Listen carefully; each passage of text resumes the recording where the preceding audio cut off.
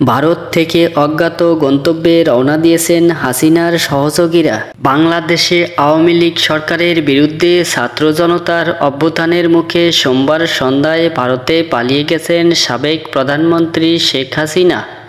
একই দিনে শেখ হাসিনার কয়েকজন সহযোগীও তার সাথে ভারতে গেছেন।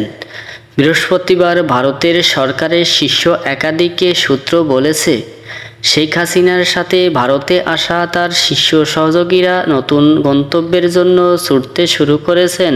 শেখ হাসিনা তার বোন শেখ রেহেনাকে নিয়ে ঢাকা থেকে পালিয়ে যান এবং তার ঘনিষ্ঠ সহযোগীরা একটি সামরিক পরিবহন বিমানে করে ভারতের উদ্দেশ্যে রওনা হন।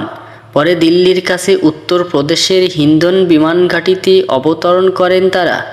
ভারতের সরকারি সূত্রগুলো ইন্ডিয়া টুডে টিভিকে বলেছে, শেখ হাসিনার সাথে ভারতে যাওয়া দলটি একেবারে বেদনাহত, কারণ প্রধানমন্ত্রীর বাসভবনে প্রবেশ করা জনতার হাত থেকে বাঁচতে তড়িঘড়ি করে বাংলাদেশে ত্যাগ করতে হয়েছিল তাদের। ওই সূত্রগুলো বলেছে, তারা তাড়াহুড়ো করে বাংলাদেশ ত্যাগ করেছেন। এমনকি শেখ হাসিনা ও তার সহযোগীরা অতিরিক্ত কাপড় চোপড় কিংবা দৈনন্দিন ব্যবহারে জিনিসপত্র সাথে নিতে পারেননি। শেখ হাসিনার সাথে থাকা বাংলাদেশিদের সুরক্ষায় নিয়োজিত ভারতের প্রোটোকল অফিসের সদস্যরা সেখানে জামাকাপড় ও নিত্য ব্যবহার্য জিনিসপত্র কিনতে সাহায্য করেছেন বলে জানিয়েছে সূত্রগুলো।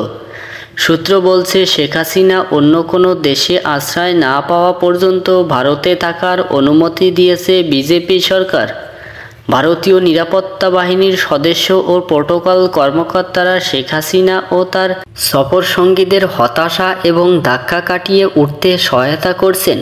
সোমবার উত্তরপ্রদেশের হিন্ডন বিমান ঘাঁটিতে পৌঁছানোর পরপরই শেখ হাসিনা ও তার সফরসঙ্গীদের সঙ্গে প্রথম সাক্ষাৎ করেন ভারতের জাতীয় নিরাপত্তা উপদেষ্টা অজিত দোভাল।